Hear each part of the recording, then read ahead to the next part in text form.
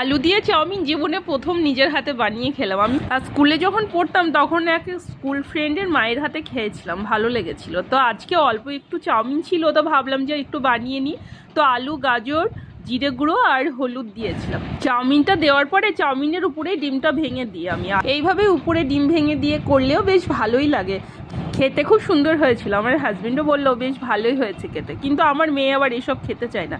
তারপরে সন্ধ্যাবেলায় দেখো টিএমসি ভোটের প্রচার করে বেড়াচ্ছে। এইরকম করেও ভোটের প্রচার হয়, ঢাকঢোল পিটিয়ে জানতাম না, এই প্রথম দেখলাম।